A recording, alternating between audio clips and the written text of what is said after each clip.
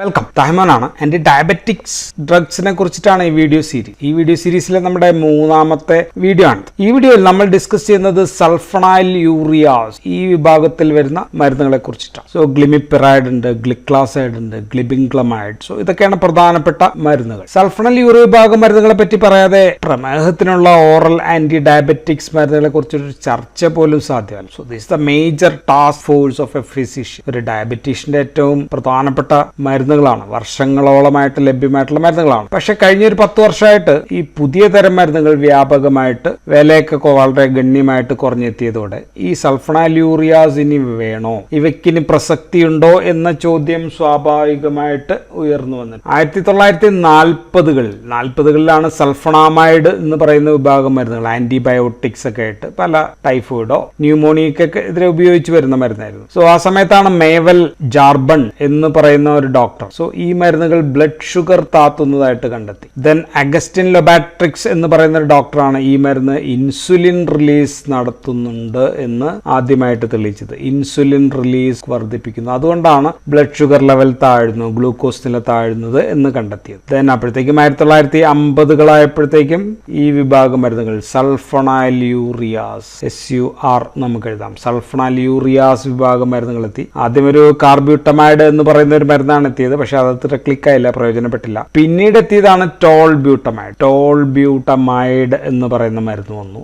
Then ക്ലോർപ്രോപ്പമൈഡ് എന്ന് പറയുന്ന ഒരു മരുന്ന്. സോ ഇത് വന്നതോടുകൂടി ഈ മരുന്നുകൾ വ്യാപകമായിട്ട് ഉപയോഗിക്കാൻ തുടങ്ങി. അതിനിടയിൽ അസറ്റോഹെക്സമൈഡ് വന്നു, ടൊളാസോളമൈഡ്, അനദർ ഡ്രഗ് ഈസ് ടൊളാസോമൈഡ് പോലെയുള്ള മരുന്നുകളും വന്നു. സോ ഈ മരുന്നുകളെല്ലാം തന്നെ അവസാനിക്കുന്നത് അമൈഡിലാണ് അവസാനിക്കുക. ഈ മരുന്നുകളെ നമുക്ക് first generation, so these drugs R first generation sulphonyl urease എന്ന് നമുക്ക് വിളിക്കാം. മരുന്നുകളിൽ ഇപ്പോൾ ഉപയോഗമുള്ളത് ആകെ ടോൾബ്യൂട്ടമൈഡ് മാത്രമാണ്, ബാക്കി ഇതൊന്നും ഉപയോഗം ഇല്ല. ക്ലോർപ്രോപ്പമൈഡൊക്കെ 1990s എനിക്ക് ഓർമ്മയുണ്ട്, നന്നായിട്ട് ഉപയോഗിച്ചിട്ടൊരു മരുന്നാണ്, ഡയാബനീസ് എന്നൊക്കെ പറഞ്ഞിട്ട്. പക്ഷെ ഇപ്പം അത് ഉപയോഗമില്ല. ഇപ്പോൾ ഓൺലി ഉപയോഗിക്കുന്നത് ടോൾബ്യൂട്ടമൈഡ് മാത്രമാണ്, അപൂർവമായിട്ട് ഉപയോഗിക്കുന്നുണ്ടെങ്കിൽ ഉപയോഗിക്കണം. So these are first generation. 1980s ആയപ്പോഴത്തേക്കും സെക്കൻഡ് ജനറേഷൻ വന്നു. സെക്കൻഡ് ജനറേഷൻ സൾഫണൈൽ യൂറിയാസ് വന്നു. ഗ്ലിബിൻഗ്ലമൈഡ് എന്നോ എന്ത് വേണമെങ്കിലും പറയാം. അതിന് വേറൊരു പേര് കൂടിയുണ്ട്, ഗ്ലൈബ്യൂറൈഡ് എന്നും വിളിക്കും. അമേരിക്കയിൽ ഇത് ഗ്ലൈബ്യൂറൈഡ് ആണ്. ഗ്ലിബിൻഗ്ലമൈഡ് ഓർ ഗ്ലൈബ്യൂറൈഡ് ഫേമസ് ആയിട്ടുള്ള മരുന്നാണ്. ഡയോണിൽ എന്നൊക്കെ പറഞ്ഞ ടോപ്പ് ബ്രാൻഡ് ആയിരുന്നു. ദെൻ ഗ്ലിക്ലാസൈഡ് വന്നു. ഗ്ലിക്ലാസൈഡ് ഞാൻ മുകളിൽ എഴുതിയിട്ടുണ്ട്, വീണ്ടും ആവർത്തിക്കണ്ട. ദെൻ മറ്റു ചിലതൊക്കെ വന്നിരുന്നു, എങ്കിലും 1995 വന്ന മരുന്നാണ് ഗ്ലിമിപ്പെറൈഡ് എന്ന് പറയുന്ന മരുന്ന്.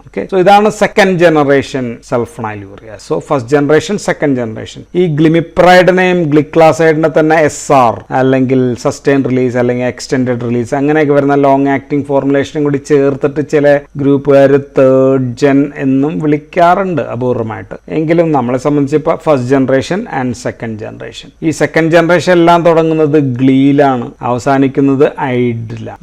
മറ്റേതെല്ലാം അമൈഡിലായിരുന്നു. ഇത് ഗ്ലീ ഉണ്ടാകും, ദെൻ ഐഡ് ഉണ്ടാകും. ഇനി നമുക്കിവിടെ ഫാർമക്കോകൈനറ്റിക്സ് ഒന്ന് നോക്കാം. കൈനറ്റിക്സിനെ പറ്റി പറഞ്ഞാൽ കൈനറ്റിക്സ് അനുസരിച്ച് നമുക്ക് ഇവയെ വേണമെങ്കിൽ ക്ലാസിഫൈ ചെയ്യാം. ഒന്ന് ഷോർട്ട് ആക്ടിങ്ങിന് ഉദാഹരണം ടോൾബ്യൂട്ടമൈഡ് നമുക്ക് ഷോർട്ട് ആക്ടിങ് എഴുതാം. ഗ്ലിപ്പിസൈഡോ ഗ്ലിക്ലാസൈഡോ നമുക്ക് എഴുതാം. വേണമെങ്കിൽ അവയെ ഇന്റർമീഡിയറ്റ് ആക്ടിങ് എഴുതാം. ഗ്ലിപ്പിസൈഡും ഗ്ലിക്ലാസൈഡ്. ദെൻ കുറച്ചും കൂടി ലോങ് ആക്ടിങ് ആണ് ഗ്ലിബിൻഗ്ലമൈഡ് എന്ന് പറയുന്ന മരുന്നും. ദെൻ നമ്മളുടെ ഗ്ലിമിപ്പെറൈഡ് എന്ന് പറയുന്ന മരുന്നും കുറച്ചും കൂടി ലോങ് ആക്ടിങ് ആണ്. ഏറ്റവും ലോങ് ആക്ടിങ് ഏതാണ് എന്ന് ചോദിച്ചു കഴിഞ്ഞാൽ ക്ലോർപ്രോപ്പമൈഡ് ആണ്. പക്ഷെ അത് ലീസ്റ്റ് പൊട്ടൻ കൂടിയാണ്, പക്ഷെ ഇതിപ്പോൾ ഉപയോഗത്തിലില്ല. അപ്പൊ അതുകൊണ്ട് ലോങ് ആക്ടിങ് എന്ന് പറയാൻ പറ്റില്ല, ഇതെല്ലാം ഇന്റർമീഡിയറ്റ് ആക്ടിങ് ആണ്. എങ്കിലും തമ്മിൽ ഗ്ലിമിപ്പെറൈഡ് ആണ് കുറച്ചും കൂടി ദീർഘനേരം അല്ലെങ്കിൽ ദീർഘനാൾ ദീർഘനേരം പ്രവർത്തിക്കുക. ദെൻ ഇതിൽ ഏറ്റവും പൊട്ടന്റ് ഏതാന്ന് വെച്ചാൽ മോസ്റ്റ് പൊട്ടന്റ് ഈസ് ഗ്ലിമിപ്പെറൈഡ് ആണ്. മോസ്റ്റ് പൊട്ടന്റ് 0.5 മില്ലിഗ്രാം തോതിലൊക്കെ നമ്മൾ ഉപയോഗിക്കുന്ന മരുന്നാണ്. സോ എല്ലാം ഓറലാണ്, വേറെ ഒരു റൂട്ടിലും കൊടുക്കുന്നില്ല. നോട്ട് IV ഗുളികയായിട്ടോ കുത്തിവയ്പ്പായിട്ടോ ഒന്നും ഉപയോഗിക്കുന്നില്ല.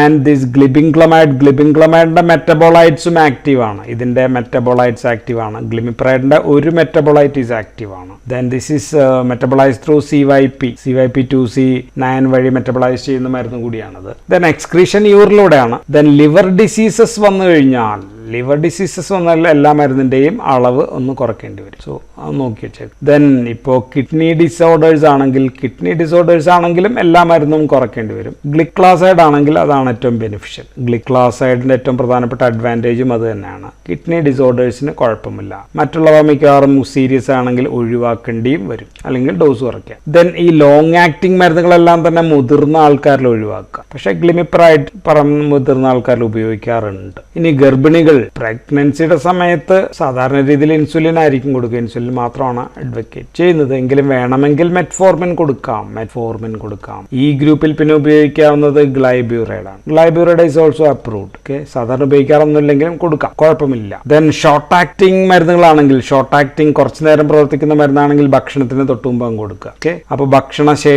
കഴിക്കുമ്പോൾ ഒരുപാട് ഗ്ലൂക്കോസ് വയറ്റിൽ വരും. അത് കഴിഞ്ഞുണ്ടാവുന്ന blood sugar level, increased blood sugar level, ഉയർന്ന തോതിനെ പെട്ടെന്ന് മരുന്നുകൾക്ക് കുറയ്ക്കാനായിട്ട് സാധിക്കും. ഇങ്ങനെ പെട്ടെന്ന് ഭക്ഷണശേഷം ഉയരുന്നതിനെ നമ്മൾ വിളിക്കുക പോസ്റ്റ് പ്രാൻഡിയൽ. പ്രാൻഡിയൽ മീൻസ് ഭക്ഷണം എന്നാണ്. പോസ്റ്റ് പ്രാൻഡിയൽ ഹൈപ്പർ ഗ്ലൈസീമിയ എന്നാണ് നമ്മൾ പറയാം. സോ അതുകൊണ്ട് അത് താഴ്ത്താനായിട്ട് പറ്റും ഈ മരുന്നുകൾക്ക്. ഈ ഗ്ലിമിപ്രൈഡൊക്കെ സാധാരണ ഒരു നേരം കൊടുക്കുന്നുള്ളൂ, പക്ഷെ 2 നേരവും കൊടുക്കാം. 2 നേരമായിട്ടും കൊടുക്കുന്നതിന് കുഴപ്പമില്ല. ഗ്ലിക്ലാസൈഡ് ഞാൻ ഓൾറെഡി പറഞ്ഞു, ഗ്ലിക്ലാസൈഡ് SR ആയിട്ട് അവൈലബിൾ ആണ്. ഗ്ലിക്ലാസൈഡ് SR, sustain release or continuous release. അപ്പോൾ ഒരു നേരത്തേക്ക് നമുക്ക് ഒതുക്കാൻ പറ്റും, അല്ലെങ്കിൽ 2 നേരമൊക്കെ കൊടുക്കണം. എപ്പോഴും ബെസ്റ്റ് റിസൾട്ട്സ് ദിവസം നമ്മൾ ഏത് നേരമാണോ ഏറ്റവും കൂടുതൽ ഭക്ഷണം കഴിക്കുന്നത് ആ സമയത്ത് അതിന് മുമ്പ് കഴിക്കുക എന്നുള്ളതാണ്. ഉദാഹരണത്തിന് റംസാൻ നോമ്പൊക്കെ ആണെങ്കിൽ ആ സമയത്ത് രാത്രിയായിരിക്കും, വൈകുന്നേരമായിരിക്കും അവർ നോമ്പൊക്കെ തുറന്നിട്ട് ഭക്ഷണം കഴിക്കുക. സോ മരുന്ന് ആ സമയത്ത് കഴിച്ചാൽ മതി, വൈകിട്ട്. അത് ഗുണമാണ്. പക്ഷേ രാത്രി ഒരു പ്രശ്നമുള്ളത്, രാത്രി ഒഴിവാക്കുന്നതാണ് പലപ്പോഴും നല്ലത്. കാരണം രാത്രി ഹൈപ്പോഗ്ലൈസീമിയ ഉണ്ടാക്കാം. അത് നമ്മൾ അതിലേക്ക് വരാം. രക്തത്തിലെ പഞ്ചസാര നില താഴുന്നത് ഒരു പ്രശ്നമാണ്. സോ മോസ്റ്റ് എഫക്റ്റീവായിട്ട് ഇത് ഉപയോഗിക്കുന്ന ഒരു കലയാണ് സത്യത്തിൽ. നമ്മൾ സൂക്ഷിച്ച് നോക്കിയും കണ്ടൊക്കെ മരുന്ന് എപ്പോഴൊക്കെയാണ് പ്രശ്നമില്ലാത്തത് നോക്കി അനുസരിച്ച് ഉപയോഗിച്ച് കഴിഞ്ഞാൽ ദിസ് ഈസ് വെരി എഫക്റ്റീവ്. ഇനി ഡോസ് വർദ്ധിപ്പിക്കണമെങ്കിൽ ഡോസ് പെട്ടെന്ന് ചാടിക്കേറി വർദ്ധിപ്പിക്കാൻ പറ്റില്ല. ഘട്ടമായിട്ട് 2-3 ആഴ്ച ഇടവേളകളിൽ മാത്രമാണ് ഡോസ് സാധാരണ വർദ്ധിപ്പിക്കുക. ഒറ്റയടിക്ക് ഡോസ് വർദ്ധിപ്പിക്കുന്നത് നല്ലതല്ല. അപ്പോൾ ഇനി നമുക്ക് പറയേണ്ടത് ഇവിടെ മെക്കാനിസം ഓഫ് ആക്ഷൻ, MOA, പ്രവർത്തന രീതി. നമുക്കിത് പ്രവർത്തന രീതി പറയുന്നതിന് മുമ്പ് നമുക്ക് ആദ്യം ബീറ്റാ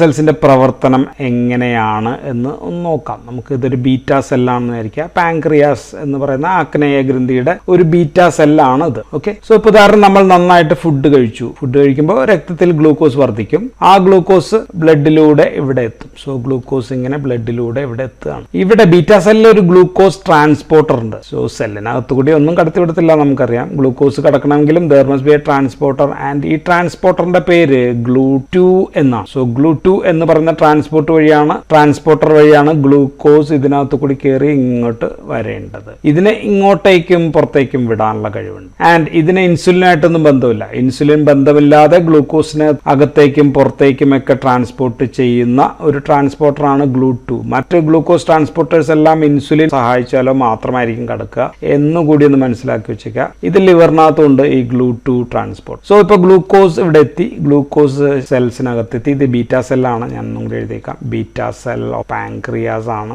മറന്നു പോകണ്ട, വേറെ എവിടെയല്ല. സോ ഗ്ലൂക്കോസ് ഇവിടെ എത്തിക്കഴിഞ്ഞ് കഴിഞ്ഞാൽ നമ്മൾ ബയോകെമിസ്ട്രി പഠിക്കുന്നതാണ്. ഗ്ലൂക്കോസ് അതിനെ ഗ്ലൂക്കോസ് 6 ഫോസ്ഫേറ്റ് ആയിട്ട് മാറും. ഗ്ലൂക്കോസ് 6 ഫോസ്ഫേറ്റ് ആയ പിന്നെ ലോക്കാണ്, പിന്നെ ഇത് പുറത്തേക്ക് കിടക്കാൻ പറ്റില്ല. ആൻഡ് ഇവിടെ ഒരുപാട് റിയാക്ഷൻ നമ്മൾ പല ക്രെബ്സ് സൈക്കിളോ അങ്ങനെയൊക്കെ പഠിച്ചിട്ടുണ്ട്. ഓക്കെ, അവസാനം ഇത് ATP ഉണ്ടാവും. സോ ATP ആണ് അവസാനമായിട്ട് ഉണ്ടാവുക. സോ ഗ്ലൂക്കോസ് കൂടിയാൽ അതിനർത്ഥം ATP കൂടുതലാണ് എന്നാണ്. സോ അതുകൊണ്ടാണ് ഭക്ഷണം കഴിക്കുമ്പോൾ ATP's എനർജിയാണ് നമുക്കറിയാം. ഇനി ഈ ബീറ്റാ സെല്ലിൽ ഒരു ATP സെൻസിറ്റീവ് പൊട്ടാസ്യം ചാനൽ ഉണ്ട്. സോ ഞാൻ അതാണ് വരയ്ക്കുന്നത്. സോ ഇതാണ് ആ channel, ATP sensitive potassium channel. So it's a potassium ചാനലാണ്. K+ എന്നാണ് നമ്മൾ എഴുതുക, potassium channel. So potassium channel നടുവിലുണ്ട്. ചുറ്റും ATPക്ക് ഒട്ടിപ്പിടിക്കാവുന്ന ഒരു ചാനലാണ്. ATPക്ക് ഒട്ടിപ്പിടിക്കാൻ പറ്റുന്ന ഒരു ഭാഗമുണ്ട്. ഓക്കെ, ഇതിനെ മൊത്തത്തിലാണ് നമ്മൾ സൾഫണൈൽ യൂറിയ റിസപ്റ്റർ എന്ന് പറയും. So this receptor actually is an ion ചാനലാണ് എന്നുകൂടി ഒന്ന് മനസ്സിലാക്കുക. നമ്മൾ മറ്റ് പഠിച്ച G പ്രോട്ടീൻ കപ്പിൾ റിസപ്റ്ററോ ലിഗൻഡ് ഗേറ്റഡ് അയോൺ ചാനലോ പോലെയുള്ള റിസപ്റ്റർ അല്ല. ഇസ് ആൻ അയോൺ ചാനൽ തന്നെയാണ്. ഓക്കെ, ഈ ചാനലിന്റെ പണി എന്താണെന്ന് വെച്ച് കഴിഞ്ഞാൽ, പൊട്ടാസ്യം നമുക്കറിയാം, സെല്ലിനകത്ത് പൊട്ടാസ്യം, സെല്ലിന് പുറത്ത് സോഡിയം ആണ് കൂടുതൽ. സോ സെല്ലിനകത്ത് പൊട്ടാസ്യം കൂടുതലാണ്. ഈ പൊട്ടാസ്യത്തെ പുറത്തേക്ക് പുറന്തള്ളുക, പൊട്ടാസ്യത്തെ പുറത്തേക്ക് ഔട്ട്, ഇത് നമ്മൾ എഫ്ലക്സ് എന്നാണ് പറയാം. ഇത് തള്ളുക എന്നുള്ളതാണ് ഈ ചാനലിന്റെ പണി. പക്ഷേ ഈ ഇങ്ങനെ അധികം ATP ഉണ്ടായി കഴിഞ്ഞാൽ ഈ ATP ഇവിടെ പോയി പിടി. ATP ഇവിടെ പോയി പിടിച്ചു കഴിഞ്ഞാൽ ഇത് പൊട്ടാസ്യം പുറത്തേക്ക് പോകുന്നത് നിൽക്കും. സോ നോ പൊട്ടാസ്യം പുറത്തേക്ക് പോവില്ല. പൊട്ടാസ്യം അകത്ത് കൂടിക്കൊണ്ടിരിക്കും. പൊട്ടാസ്യം അകത്ത് കൂടുക എന്ന് പറഞ്ഞാൽ പൊട്ടാസ്യം പോസിറ്റീവ് ചാർജ് ആണ്. പോസിറ്റീവ് ചാർജ് അകത്ത് കൂടുക എന്ന് വെച്ചാൽ ആക്ച്വലി ഡീപോളറൈസേഷൻ ആണ്. ഓക്കെ, പൊട്ടാസ്യം അകത്ത് കൂടിക്കൊണ്ടിരിക്കുമ്പോഴത്തേക്കും ഒരു പ്രത്യേക വോൾട്ടേജ് എത്തുമ്പോഴത്തേക്കും പുതിയൊരു ചാനൽ തുറക്കുകയാണ്. ആ ചാനലിന്റെ പേര് കാൽഷ്യം ചാനൽ എന്നാണ്. സോ കാൽഷ്യം അകത്തേക്ക് കയറും. അറിയാം, കാൽഷ്യം ഒരു സെല്ലിനകത്തേക്ക് കയറിയാൽ അല്ലെ, ആന കരിമ്പിൻ കാട്ടി കയറിയ പോലെയാണ്. Calcium is two positive. So കൂടുതൽ പോസിറ്റീവ് ആണ്. അപ്പോൾ ഇവിടെ ഇപ്പോൾ വെസിക്കിളിനകത്ത് ഇൻസുലിൻ ഇങ്ങനെ സൂക്ഷിച്ചു വെച്ചിട്ടുണ്ട് എന്ന് കരുതുക. അല്ലെങ്കിൽ there are certain proteins which can make insulin. ഇവ ചേർന്ന് ഇൻസുലിൻ ഉണ്ടാക്കാം എന്നും കരുതുക. സോ കാൽഷ്യം ഇവിടെ പോയിട്ട് ചേർന്ന് കഴിഞ്ഞാൽ ഇവ രണ്ടുപേരും കൂടി ചേർന്നിട്ട് ഇൻസുലിൻ കൂടുതൽ ഉണ്ടാക്കും. ന്യൂക്ലിയസിലൊക്കെ പോകേണ്ടി വരും. രണ്ടാമത് ഇവിടെ പോയി കഴിഞ്ഞാൽ ഇതിന് ഇവിടെ വന്ന് ഒട്ടിച്ചേരാനുള്ള ആ വിമുഖതയും കുറയ്ക്കും. സോ കാൽഷ്യം ഇവിടെ ഒട്ടിച്ചേരുന്നു. So what will happen? Ultimately എന്താ സംഭവിക്കുക? ഇൻസുലിൻ ഈ സ്റ്റോർ ചെയ്ത് വെച്ച ഇൻസുലിനും പുറത്തേക്ക് ബ്ലഡിനകത്തേക്ക് ഇൻസുലിൻ റിലീസ് ചെയ്യും. ഇത് വെച്ചിട്ട് ഇൻസുലിൻ കൂടുതൽ ഉണ്ടാക്കുകയും ചെയ്യാം. ഇൻസുലിൻ റിലീസ് വർദ്ധിപ്പിക്കും. So production and also it can increase the release of insulin. ഇതാണ് ATP ഇവിടെ വന്ന് ഒട്ടിച്ചേരുമ്പോഴുള്ള കാര്യമാണ് നമ്മൾ പറഞ്ഞുകൊണ്ടിരിക്കുന്നത്. സോ നമ്മൾ ഈ പറയുന്ന സൾഫണൈൽ യൂറിയാസ്, ഈ പറയുന്ന ഗ്ലിബിൻഗ്ലമൈഡ് ആയാലും ഗ്ലിക്ലാസൈഡ് ആയാലും മേ ബി ഗ്ലൈമിപ്രൈഡ് ആയാലും എല്ലാം എന്താ ചെയ്യാന്ന് വെച്ചാൽ they can also bind to here. അവയ്ക്കും ഇവിടെ വന്ന് പിടിക്കാം. അവ ഇവിടെ വന്ന് ഒട്ടിച്ചേരുമ്പോഴത്തേക്കും ഇതേ പ്രോസസ്സ് തന്നെയാണ്. അവ എന്താണോ ATP ചെയ്യുന്നത് അത് തന്നെയാണ് ഇവയും ചെയ്യുക. ATP പൊട്ടാസ്യം പുറത്തേക്ക് പോകുന്നത് തടയുന്നുണ്ടെങ്കിൽ ഈ മരുന്നുകളും പൊട്ടാസ്യം പുറത്തേക്ക് പോകുന്നത് തടയും. അപ്പോൾ നടക്കുന്നത് ലാസ്റ്റ് ഇൻസുലിൻ സെക്രീഷൻ ആണ്. അപ്പോൾ ഇൻസുലിൻ ഉണ്ടാക്കുക, റിലീസ് ചെയ്യുക എന്നുള്ളതാണ് ഇവിടെയും ഈ മരുന്നുകൾ ചെയ്യുക. So they are acting like ATP എന്താണ് ബീറ്റാ സെല്ലിൽ ചെയ്യുന്നത്, ആ പണിയാണ് ഇവിടെ ചെയ്യുക. സോ ഇൻസുലിൻ ഇങ്ങനെ പുറത്തേക്ക് റിലീസ് ചെയ്ത് വിടുന്ന മരുന്നുകളെ നമ്മൾ വിളിക്കുക ഇൻസുലിൻ സെക്രീറ്റോഗോഗ്സ് എന്നാണ് നമ്മൾ ഈ മരുന്നുകളെ വിളിക്കുക. So sulfonyl ureas are insulin സെക്രീറ്റോഗോഗ്സ്.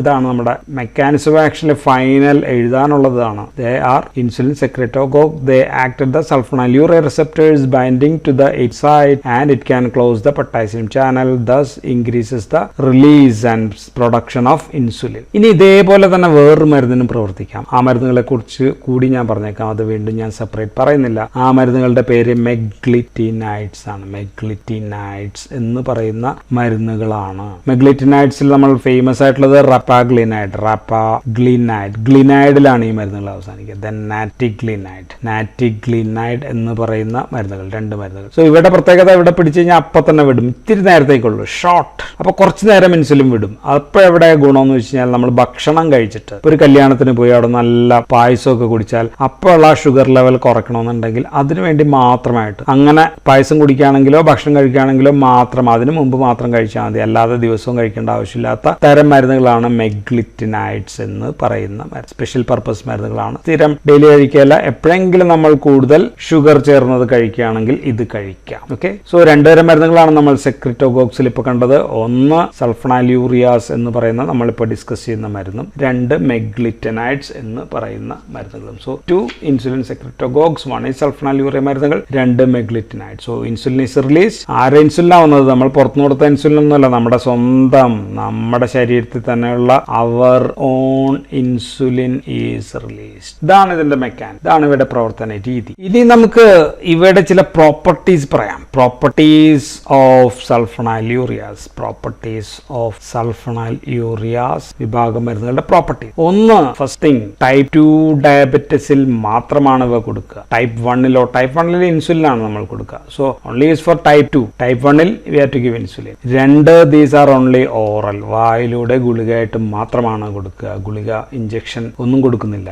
3, ഈ മരുന്നുകളുടെ മെക്കാനിസം. ഇവ പ്രവർത്തിക്കാൻ എന്ത് വേണം? ഒരു ബീറ്റാ സെൽ, ഫംഗ്ഷനിങ് ആയിട്ടുള്ള ബീറ്റാ സെൽ ഉണ്ടെങ്കിലേ നടക്കുള്ളൂ. പാൻക്രിയാസ് പ്രവർത്തന സജ്ജമായിരിക്കണം. മിനിമം 30% പാൻക്രിയാറ്റിക് മാസ് എങ്കിലും ഫംഗ്ഷനിങ് ആയിട്ടുള്ള ആൾക്കാരിൽ മാത്രമേ ഈ മരുന്നുകൾ ഗുണം ചെയ്യൂ. അല്ലാതെ ഉള്ളവർക്ക് നോ എഫക്ട്. അതാണ് വേറൊരു പ്രോപ്പർട്ടി. 4ാമത്തെ കാര്യം, ഇങ്ങനെ ഇൻസുലിൻ റിലീസ് ചെയ്യുന്നത് മൂലം ടൈപ്പ് 2 ഡയബറ്റിസിൽ ഇൻസുലിൻ ഇൻസുലിനൊപ്പം കൊടുക്കുകയെന്ന് വെച്ചു. നമ്മൾ ഇൻസുലിനും കൊടുക്കുന്നുണ്ട് ഈ മരുന്നും പ്ലസ് നമ്മുടെ സൾഫണൈൽയൂറിയ ഡ്രഗും കൊടുക്കുകയാണെങ്കിൽ എന്താണ് ഗുണമെന്ന് വെച്ച് കഴിഞ്ഞാൽ ഈ ഇൻസുലിൻ്റെ അളവ് ഒരു 30% നമുക്ക് കുറയ്ക്കാനായിട്ട് പറ്റും. നമുക്കറിയാം ഇൻസുലിന് വില കൂടുതലാണ്, ഈ മരുന്നിന് വില കുറവാണ്. സോ സ്വന്തം ശരീരത്തിലെ ഇൻസുലിൻ കൂടി പുറത്തെടുക്കുന്നുണ്ട് ഈ മരുന്ന്. സോ ഇൻസുലിൻ ലിവറിലേക്ക് വേഗം എത്തും. കാരണം പാൻക്രിയാസിൽ നിന്ന് നേരെ മരുന്ന് കൊടുക്കുമ്പോഴത്തേക്കും ലിവറിലേക്ക് എത്തുകയും ലിവറിലെ ഗ്ലൂക്കോസ് പ്രൊഡക്ഷൻ കുറയ്ക്കുകയും ചെയ്യും. സോ ഇത് ഇൻസുലിൻ കൊടുക്കുന്നതിന്റെ ഗുണഫലം വർദ്ധിപ്പിക്കും, അല്ലെങ്കിൽ പുറത്തുനിന്ന് കൊടുക്കുന്ന ഇൻസുലിന്റെ സെൻസിറ്റിവിറ്റി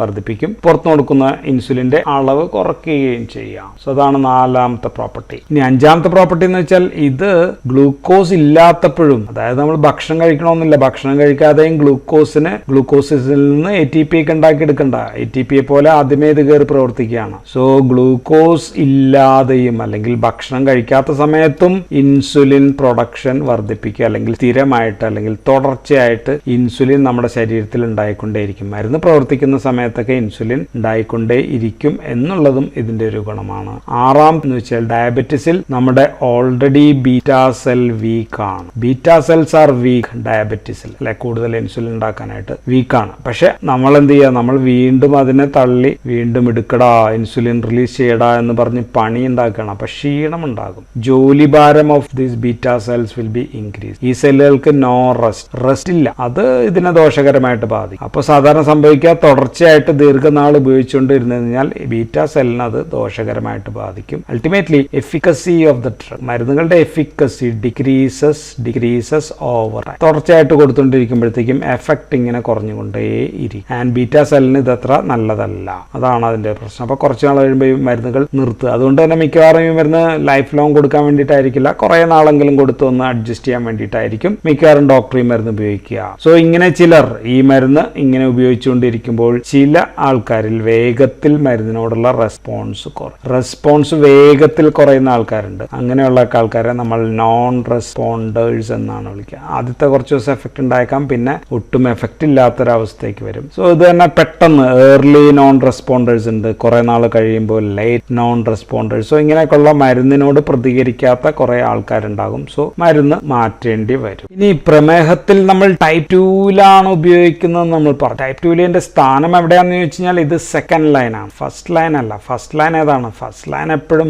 മെറ്റ്ഫോർമിൻ ആണ്. മെറ്റ്ഫോർമിൻ പറ്റിയില്ലെങ്കിൽ നമ്മൾ സെക്കൻഡ് ലൈനിലേക്ക് വരും. മെറ്റ്ഫോർമിൻ ആണ് ഫസ്റ്റ് ലൈൻ. സോ മിക്കവാറും മെറ്റ്ഫോർമിനും ഈ മരുന്നും കൂടി ചേർത്തിട്ട് മെറ്റ്ഫോർമിൻ പ്ലസ് നമ്മുടെ സൾഫണൈൽയൂറിയ, പല മരുന്നുകളുണ്ടല്ലോ. അപ്പൊ ഗ്ലിമിപ്രൈഡ് ആണ് ഏറ്റവും കൂടുതൽ ഉപയോഗിക്കുക. മെറ്റ്ഫോർമിൻ പ്ലസ് ഗ്ലിമിപ്രൈഡ് ആണല്ലോ ഏറ്റവും ഫേമസ് ആയിട്ടുള്ള, ഏറ്റവും അധികം ആളുകൾ ഉപയോഗിക്കുന്ന മരുന്ന് അതാണ് ഡയബറ്റീസിൽ. സോ എല്ലാത്തരം മരുന്നും ഈ മരുന്നിനോടൊപ്പം കമ്പൈൻ ചെയ്യാൻ പറ്റില്ല. ഡയബറ്റീസിന് ഉപയോഗിക്കുന്ന എല്ലാ മരുന്നും കമ്പൈൻ ചെയ്യാൻ പറ്റില്ല. പക്ഷെ മെറ്റ്ഫോർമിന് നമ്മൾ പറഞ്ഞു എല്ലാത്തരം മരുന്നുകളും മെറ്റ്ഫോർമിനൊപ്പം ഓക്കെയാണ്. പക്ഷെ ഇതത്ര ഓക്കെ അല്ല. ദെൻ ഇത് ഏറ്റവും കൂടുതൽ പ്രയോജനപ്പെടുന്ന ആർക്കാണ് എന്ന് ചോദിച്ചു കഴിഞ്ഞാൽ, ഉദാഹരണത്തിന് HbA1c ആണല്ലോ പ്രമേഹത്തിന്റെ ഒരു മാർക്കർ. കഴിഞ്ഞ 3 മാസം രോഗിയുടെ ബ്ലഡ് ഷുഗർ ലെവൽ എത്രയാണെന്ന് ഡോക്ടർക്ക് ഒറ്റയടിക്ക് അറിയാൻ പറ്റും. സോ HbA1c കൂടുതലായിട്ട് ഉയർന്നു നിൽക്കുന്ന ആൾക്കാരാണെങ്കിൽ ഇതിന് 2% HbA1c കുറയ്ക്കാനുള്ള എഫിഷ്യൻസി ഉണ്ട്. സോ അതിൽ ഏറ്റവും കൂടുതൽ കുറയ്ക്കുന്ന ഒരു മരുന്ന് സൾഫണൈൽയൂറിയ ആണ്. ഇതുകൊണ്ട് തന്നെയാണ് ഇത് ഏറ്റവും അധികം ഉപയോഗിക്കുക. സോ അത് പെട്ടെന്ന് കുറയ്ക്കാനായിട്ട് നമുക്ക് ഡോക്ടർ ഇതായിരിക്കും ഉപയോഗിക്കുക. സോ ഏറ്റവും വേഗത്തിൽ ഏറ്റവും എഫിഷ്യന്റ് ആയിട്ട് HbA1c വേഗത്തിൽ കുറച്ചിട്ട് ദെൻ അതിൽ നമുക്ക് സസ്റ്റൈൻ ആയിട്ട് തുടർച്ചയായിട്ട് നിർത്തുക. സോ ഇവിടെയാണ് HbA1c ഇപ്പോൾ 9 or 10 ആണെങ്കിൽ നേരെ കുറച്ച് നമുക്ക് 6-7 താഴെ എത്തിക്കണമല്ലോ. 7 താഴെ എത്തിക്കാൻ അല്ലെങ്കിൽ 7 വരെയെങ്കിലൊക്കെ എത്തിച്ച് നിർത്താനായിരിക്കും നമ്മൾ ശ്രമിക്കുക. സോ അതങ്ങ് കുറയ്ക്കുക, ദെൻ വി വിൽ സസ്റ്റെയിൻ. അപ്പൊ അതിനു വേണ്ടിയിട്ടായിരിക്കും മിക്കവാറും സൾഫണൈൽയൂറിയ വിഭാഗം മരുന്നുകൾ നമ്മൾ ഉപയോഗിക്കുക. ഇനി സാധാരണ CVS കാർഡിയോ വാസ്കുലാർ പ്രശ്നങ്ങൾ അങ്ങനെയുള്ളവരിൽ ഡോക്ടർ ഈ മരുന്ന് ഒഴിവാക്കും. സോ കാർഡിയോ വാസ്കുലാർ സിസ്റ്റമായിട്ട് എന്തെങ്കിലുമൊക്കെ ഹൃദയ സംബന്ധമായിട്ടുള്ള രോഗം ഉണ്ടെങ്കിൽ ചിലപ്പോൾ ഇത് ഒഴിവാക്കും. ദെൻ ബോഡി വെയിറ്റ് ഓൾറെഡി കൂടിയ ആൾക്കാരിലും ഡോക്ടർ മിക്കവാറും ഒഴിവാക്കാനാണ് ചാൻസ്. സോ കാർഡിയോ വാസ്കുലാർ പ്രശ്നങ്ങളൊന്നുമില്ല എന്ന് വിചാരിച്ചു, പ്രമേഹം മാത്രമുള്ളെങ്കിൽ ഒരു കുഴപ്പമില്ല, ഈ മരുന്ന് നമുക്ക് ഈവൻ ഫസ്റ്റ് ലൈനായിട്ട് ഉപയോഗിക്കാം. പ്രത്യേകിച്ച് ഗ്ലിമിപ്രൈഡ്. ഇത്തരം ദോഷങ്ങളൊക്കെ വളരെയധികം കുറവാണ് എന്നാണ് ഒരു പ്രധാനപ്പെട്ട സ്റ്റഡി ഉണ്ട്. ഗ്ലിമിപ്രൈഡിനെ കുറിച്ച് ഇറങ്ങിയ പ്രധാനപ്പെട്ട സ്റ്റഡിയാണ് കരോലിന സ്റ്റഡി. ഞാൻ ഇടയ്ക്ക് ഇനിയും പറയേണ്ടി വരും, കരോലിന സ്റ്റഡി. സോ അതിൽ പറയുന്ന ഗ്ലിമിപ്രൈഡിന് കാർഡിയോവാസ്കുലാർ പ്രശ്നങ്ങൾ ഇല്ല. സോ നമ്മൾ എന്തുകൊണ്ടാണ് ഈ കാർഡിയോവാസ്കുലാർ പ്രശ്നങ്ങളും ഈ മരുന്നായിട്ട് ചർച്ച ചെയ്യേണ്ടി വരുന്നത്, ചിന്തിക്കുന്നത് എന്ന് ചോദിച്ചു കഴിഞ്ഞാൽ, നമ്മൾ ബീറ്റാ സെൽ ഇങ്ങനെ വരച്ചു. ബീറ്റാ സെല്ല് നമ്മൾ ഈ ചാനൽ വരച്ചായിരുന്നു അല്ലെ, SUR SUR ചാനൽ. സോ ഇത് SUR 1 ടൈപ്പ് ചാനലാണ്. പല ടൈപ്പ് ഉണ്ട്, അതിൽ 1 ആണ്. കൃത്യമായിട്ട് പറഞ്ഞാൽ K ഫോർ പൊട്ടാസ്യം 6.2 ആണ് ഇവിടെയുള്ള ടൈപ്പ് ചാനൽ. ഇനി ഇതേപോലുള്ള സാധനം ചാനൽ ഹൃദയത്തിലുണ്ട്, പൊട്ടാസ്യം ചാനൽ. അത് ഹൃദയത്തിലുള്ളത് SUR 2A ആണ്. ദെൻ നമ്മുടെ സ്കെലിറ്റൽ മസിൽ ഉണ്ട്, അത് SUR ആണ്. അത് SUR 2B ആണ്. ഓക്കെ, മസിലുള്ളത്. സോ ഈ മരുന്നുകൾക്ക് ഇവിടെയും പോയി പിടിക്കാം, ഇവിടെയും പോയി പിടിക്കാം, ഹൃദയത്തിലൊക്കെ പോയി പിടിച്ചു കഴിഞ്ഞാൽ പ്രശ്നങ്ങൾ ഉണ്ടാക്കും എന്നുള്ള പേടി കൊണ്ടിട്ടാണ് ഡോക്ടർമാർ കാർഡിയോവാസ്കുലർ സിസ്റ്റത്തിൽ പ്രശ്നങ്ങൾ ഉണ്ടെങ്കിൽ ഉപയോഗിക്കാത്തത്. സോ കാർഡിയോവാസ്കുലർ സേഫ്റ്റി ഉണ്ടോ ഇല്ലയോ, ഇതാണ് ഒരു കൺഫ്യൂഷൻ. സോ അത്ര ഗുണകരമല്ല, എന്തായാലും ദോഷമില്ലെങ്കിലും ഗുണകരമല്ല എന്ന് നമുക്ക് ഉറപ്പാണ്. പിന്നെ ദോഷമുണ്ടോ എന്നുള്ള സംശയമാണ്. പക്ഷേ ഈ ഗ്ലിമിപ്രൈഡിനെ കുറിച്ചിട്ട് മാത്രമാണ് ഞാൻ കുറച്ചു നേരം പറയാം. ഗ്ലിമിപിറൈഡ് എന്ന് പറയുന്ന മരുന്ന് ബീറ്റാ സെൽസിലെ SURൽ മാത്രമേ പിടിക്കൂ.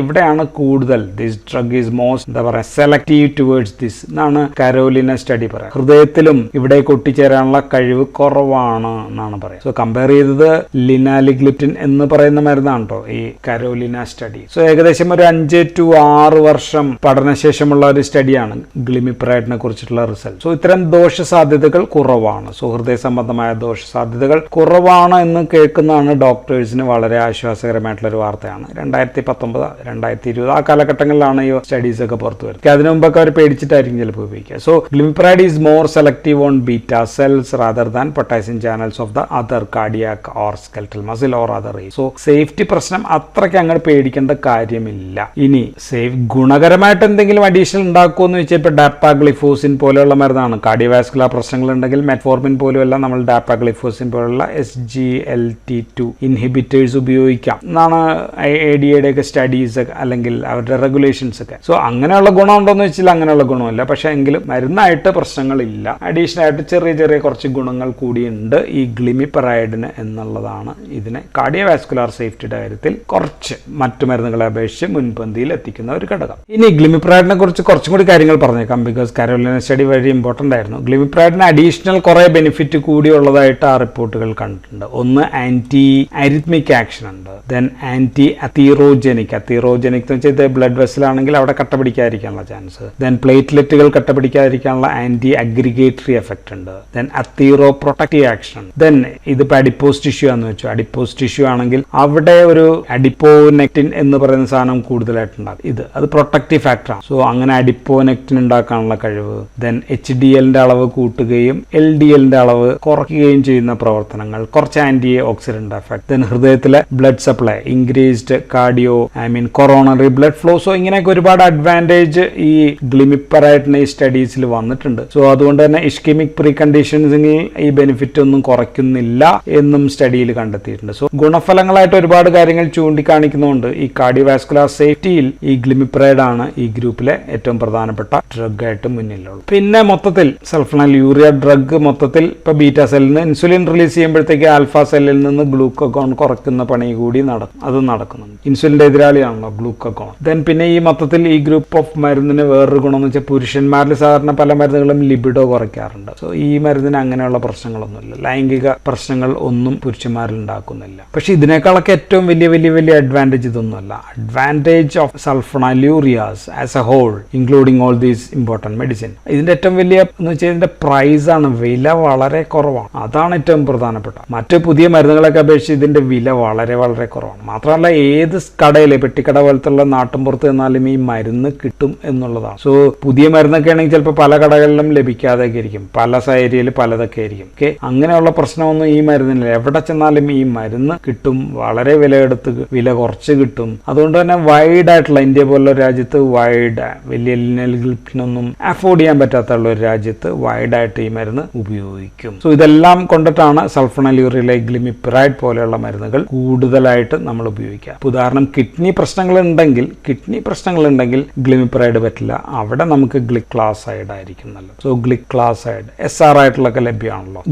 ഗ്ലിക്ലാസൈഡിന്റെ അഡ്വാൻറ്റേജ് ഇതാണ്. ബാക്കിയുള്ള കാര്യങ്ങളിലൊക്കെ ഗ്ലിമിപ്രൈഡ് ആണ് ഒരു പണത്തൂക്കം മുന്നിൽ എന്ന് നമുക്ക് പറയാനായിട്ട് പറ്റും. അപ്പോൾ ഫൈനലി നമ്മൾ അഡ്വേഴ്സ് എഫക്ട് ഓർ ദോഷഫലങ്ങൾ, സൈഡ് എഫക്ട്സ് ഇങ്ങനെയുള്ള കാര്യങ്ങളിലേക്ക് വന്നാൽ അഡ്വേഴ്സ് എഫക്ട് ഏറ്റവും ഒന്ന് സൾഫ മരുന്നിനെ കുറിച്ചിട്ടാണ് നമ്മൾ ഇത്രയും ഡിസ്കസ് ചെയ്യുന്നത്. സൾഫ മരുന്നുകളെല്ലാം തന്നെ famous for rashes or allergy ഉണ്ടാക്കാം. സോ ഈ മരുന്നുകൾ ഉണ്ടാക്കാം. സോ കുറച്ച് നാൾ കഴിയുമ്പോൾ കുറയും, എങ്കിലും അതൊരു പ്രശ്നമാകാം ചിലപ്പോൾ. ദെൻ രണ്ടാമത്തെ ഏറ്റവും പ്രധാനപ്പെട്ട പ്രശ്നം ഹൈപ്പോ ആണ്, ഹൈപ്പോഗ്ലൈസീമിയ എന്നുള്ളതാണ്. ഹൈപ്പോഗ്ലൈസീമിയ ഉണ്ടാവാനുള്ള കാരണം നമ്മൾ ഓൾറെഡി പറഞ്ഞു, മെക്കാനിസം പറഞ്ഞു, ഇൻസുലിൻ റിലീസ് ചെയ്യുക എന്നുള്ളതാണ്. ഇൻസുലിൻ കൂടുതലായിട്ട് വന്നു കഴിഞ്ഞാൽ ഉറപ്പായിട്ടും ഷുഗർ ലെവൽ താഴും. ഇപ്പൊ പ്രത്യേകിച്ച് വെറും വയറ്റിൽ ഭക്ഷണം മരുന്ന് കഴിച്ചാലോ അല്ലെങ്കിൽ വയസ്സായിട്ടുള്ള ആൾക്കാർ കഴിച്ചാലോ ഭക്ഷണം കറക്റ്റ് ആയിട്ടൊന്നും കഴിച്ചില്ലെങ്കിലോ സോ നമ്മൾ ഭക്ഷണമൊക്കെ ശ്രദ്ധിച്ച് സൂക്ഷിച്ച് നോക്കി കഴിച്ചു കഴിഞ്ഞാൽ ഇത് പലതും ഒഴിവാക്കാനായിട്ട് പറ്റും. പക്ഷെ still hypoglycaemia is A important problem. ഡോക്ടർമാരെ ഇതിൽ നിന്ന് പിന്തിരിപ്പിക്കുന്ന ഒരു പ്രധാനപ്പെട്ട പ്രശ്നമാണ്, എസ്പെഷ്യലി രാത്രി ഉണ്ടാകാവുന്ന ഹൈപ്പോഗ്ലൈസീമിയ. ഇത് ഏറ്റവും കൂടുതലുള്ളത് ക്ലോർപ്രോപ്പമൈഡ് എന്ന് പറയുന്ന മരുന്നിനാണ്. പക്ഷേ ക്ലോർപ്രോപ്പമൈഡ് ഞാൻ ഓൾറെഡി പറഞ്ഞു ഇപ്പോൾ അവൈലബിൾ അല്ല. ഗ്ലിബിൻഗ്ലമൈഡിന് ഈ പ്രശ്നമുണ്ട്. ഗ്ലിബിൻഗ്ലമൈഡ് അത് പ്രത്യേകിച്ച് വയസ്സായ ആൾക്കാരിൽ, 60 വയസ്സ് കഴിഞ്ഞ ആൾക്കാരിൽ ഇത് ഉപയോഗിക്കാറില്ല ഇപ്പോൾ. ദെൻ ഗ്ലിക്ലാസൈഡ് ഷോർട്ട് ആക്ടിംഗ് ആണ്. ഗ്ലിക്ലാസൈഡിന്റെ ഒരു അഡ്വാൻറ്റേജ് ആണ്. ഷോർട്ട് ആക്ടിംഗ് ആകുമ്പോഴത്തേക്കും രാത്രി ഉണ്ടാകാവുന്ന ഈ പറയുന്ന ഹൈപ്പോഗ്ലൈസീമിയ ചാൻസ് ഗ്ലിക്ലാസൈഡിന് കുറവായിരിക്കും. ഈ ഗ്ലിമിപ്രൈഡ് എന്ന് പറയുന്ന മരുന്നിന് ഗ്ലൈബിൻഗ്ലമൈഡിനെ അപേക്ഷിച്ചിട്ട് ആ ചാൻസ് കുറവാണ്. പക്ഷെ കുറച്ചും കൂടി ചിലപ്പോൾ ഇതായിരിക്കും അക്കാര്യത്തിൽ കൂടുതൽ ബെനിഫിഷ്യൽ എന്ന് വേണമെങ്കിൽ നമുക്ക് പറയാം. എങ്കിലും ഗ്ലിമിപ്രൈഡ് വൈഡായിട്ട് വയസ്സായിട്ടുള്ള ആൾക്കാരിൽ ധൈര്യമായിട്ട് ഉപയോഗിക്കുന്ന ഒരു മരുന്നാണ്. മൂന്നാമത്തെ പ്രധാനപ്പെട്ട പ്രശ്നം വെയിറ്റ് ഗെയിൻ ആണ്. സോ ഇൻസുലിൻ ആണ് റിലീസ് ചെയ്യുക. ഇൻസുലിൻ റിലീസ് ചെയ്യുമ്പോൾ ഉറപ്പായിട്ട് ആളുടെ ഭാരം കൂടും, വെയിറ്റ് കൂടും. ചെറുപ്പക്കാരിൽ ഇപ്പോൾ ഉദാഹരണം ഒരു 28 വയസ്സ് 30 വയസ്സുള്ള സ്ത്രീകളിൽ, സാധാരണ ഡയബറ്റീസ് ഒക്കെ വയസ്സായിട്ടുള്ള സ്ത്രീകളിലൊക്കെ ആയിരിക്കും. ദെൻ PCOD കണ്ടീഷൻസ് ഒക്കെ ഉള്ള ആൾക്കാരിൽ ഈ വെയിറ്റ് ഗെയിൻ നമുക്ക് അഡ്വൈസബിൾ ആണ്. അല്ലാത്തവരിലും usually weight gain in diabetes is not advisable. പക്ഷേ ഈ മരുന്ന് വെയിറ്റ് ഗെയിൻ ഉണ്ടാക്കും. പക്ഷേ ആസ് പെർ കരോലിന സ്റ്റഡി, ഞാൻ വീണ്ടും പറയാണ്, ലോങ് ടേം അതൊരു 5 to 6 വർഷത്തെ സ്റ്റഡി ആയിരുന്നു, 5.5 വർഷം തോന്നുന്നു. അതിനകത്ത് ഈ ഗ്ലിമിപ്രൈഡ് എന്ന് പറയുന്ന മരുന്ന് ഒരു ലിനലിഗ്ലിപ്റ്റിനായിട്ടാണ് നമ്മൾ കമ്പയർ ചെയ്തത്. ഈ 6 വർഷം നോക്കിക്കുമ്പോൾ വെയിറ്റ് ഗെയിൻ ഉണ്ടാക്കാനുള്ള ചാൻസ് കമ്പാരിറ്റീവ് ആണ്, ലിനലിഗ്ലിപ്റ്റിനായിട്ട് കമ്പാരിറ്റീവ് ആണെന്നാണ് പറയുന്നത്. സോ ഇപ്പോൾ ലോങ് ടേമിൽ ഗ്ലിമിപ്രൈഡ് പോലെയുള്ള മരുന്നുകൾ അധികം വെയിറ്റ് ഗെയിൻ ഒന്നും ഉണ്ടാക്കുന്നില്ല എന്നുള്ളതാണ് ഒരു കൺക്ലൂഷൻ. സോ എന്നാലും ഡോക്ടർമാരെ ശ്രദ്ധിക്കും, വെയിറ്റ് ഗെയിൻ ഉണ്ടാക്കുന്നുണ്ടോ ഇല്ലയോ എന്നവർ ശ്രദ്ധിച്ചുകൊണ്ടേ ഇരിക്കും. നമുക്ക് പറയാനുള്ളത് ക്ലോർപ്രോപ്പമൈഡിനെ കുറിച്ചിട്ടാണ്. ക്ലോർപ്രോപ്പമൈഡ് അഡ്വേഴ്സ് എഫക്റ്റ് ഉപയോഗിക്കുന്നില്ലെങ്കിലും ഇത് പരീക്ഷകളിലൊക്കെ പല ചോദ്യങ്ങളും ഇതിൽ നിന്നായിരിക്കും വരിക. നമ്മളിതൊന്നും പഠിക്കില്ല, പക്ഷെ ദോഷഫലങ്ങൾ ഇതിൽ നിന്ന് വരും. എക്സാമിന് ചോദിക്കുന്ന ഒന്ന് ഡൈസൾഫിറാം ലൈക്ക് എഫക്റ്റ് ഉള്ള മരുന്നാണ്. ഡൈസൾഫിറാം നമുക്ക് എന്താണെന്ന് അറിയാം, മദ്യം കഴിക്കുന്ന ആൾക്കാരിൽ ഭയങ്കരമായിട്ടുള്ള പ്രശ്നം ഉണ്ടാക്കുന്ന സാധനമാണ് disulfiram. So do not give with alcohol. ഒരിക്കലും പിന്നെ മദ്യം കഴിക്കാനുള്ള ചാൻസ് ഇല്ല. ഡൈസൾഫിറാം ലൈക്ക് ആക്ഷൻ ഉണ്ടാക്കും. രണ്ടാമത്തെ SIADH ഉണ്ടാക്കാം. That means increased ADH secretion കൂട്ടുമ്പോഴത്തേക്കും ഹൈപ്പോനൈട്രീമിയ പോലെ പ്രശ്നം, സോഡിയം കുറയുന്ന പ്രശ്നങ്ങളൊക്കെ ഉണ്ടാക്കാം. മൂന്നാമത്തെ ഒരു പ്രശ്നം കോളിസ്റ്റാറ്റിക് ജോണ്ടിസ് ആണ്, മഞ്ഞപ്പിത്തം. ബൈൽ സെക്രേഷൻ തടസ്സപ്പെടുന്ന മൂലമുള്ള മഞ്ഞപ്പിത്തമാണ്. ദെൻ നാലാമത്തെ ഒരു പ്രശ്നം എഗ്രാനുലോസൈറ്റോസിസ് പോലെയുള്ള പ്രശ്നം. ദെൻ പ്ലാസ്റ്റിക് അനീമിയ പോലെയുള്ള പ്രശ്നം. ഇതെല്ലാം ഞാൻ ഈ പറയുന്ന ക്ലോർപ്രോപ്പമൈഡിനെ കുറിച്ചിട്ടാണ്, ബാക്കിയുള്ള മരുന്നുകളെ കുറിച്ചിട്ടല്ല. ഇതൊക്കെ പരീക്ഷയിൽ പലപ്പോഴും MCQയിലൊക്കെ വരാനുള്ള ചാൻസ് ഉണ്ട്, അതുകൊണ്ട് മാത്രം പറഞ്ഞതാണ്. ഇന്നിപ്പോൾ മരുന്ന് ഉപയോഗിക്കുന്നില്ല. സോ ഇത്രയാണ് നമുക്ക് സൾഫണാല്യൂറിയാസ് SURനെ പറ്റി പറയാനുള്ളത്. സോ നമ്മളുടെ സ്റ്റാർ ഡ്രഗ് ഗ്ലിമിപ്പെറൈഡ് ആണ് 1ാം സ്ഥാനം കിട്ടിയിട്ടുള്ളതെന്ന് എനിക്ക് തോന്നുന്നു. രണ്ടാമത്തേതാണ് ഗ്ലിക്ലാസൈഡ്, പ്രത്യേകിച്ച് കിഡ്നി രോഗികളിലാണ് ഗ്ലിക്ലാസൈഡ്. സോ ഇതൊക്കെയാണ് സൾഫണാല്യൂറിയയെ പറ്റി പറയാനുള്ളത്. So thank you for watching.